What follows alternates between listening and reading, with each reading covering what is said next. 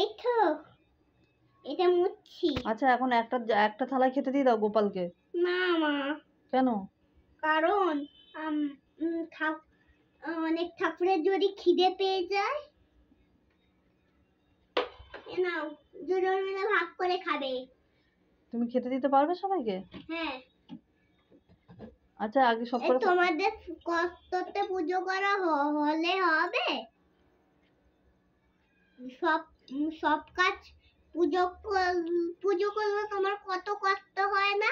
পুজো করলে কষ্ট হয় না তোমার? কষ্ট হলে আমাকে তো এই কাজগুলো করতে হবে।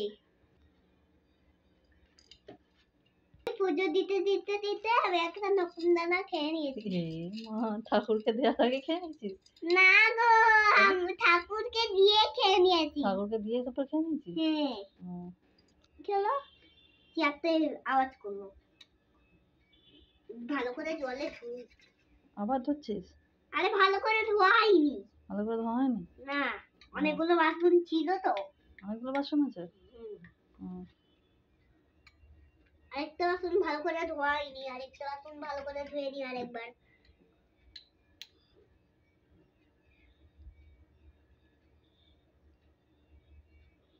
আজকে আমি নিজে নিজে পুজো করছি, মায়ের কষ্ট থাকলে হয়?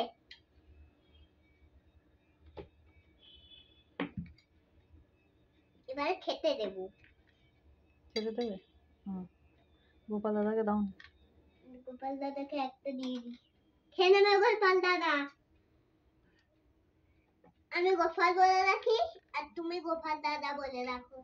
তোমার গোপাল দাদা হয়, তোমার গোপু সোনা হয় না? ওটা গোপু সোনা। গোপু সোনা না, গোপাল। গোপাল? হ্যাঁ গোপাল। না, গোপাল ভাঁড়। গোপাল ভাঁড় নয় ওটা, এটা গোপু দাদা। গোপাল ভাঁড় আলাদা। গোপাল ভাঁড় তো এই কৃষ্ণনগরে থাকতো গোপাল ভাঁড়।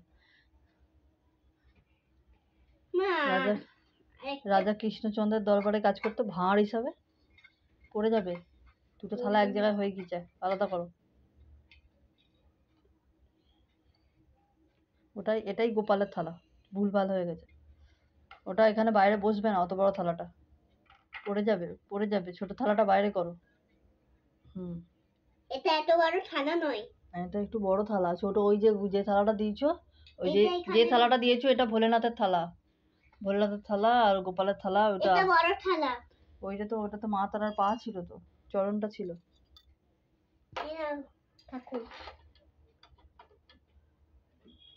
খেয়ে নেবে। এটা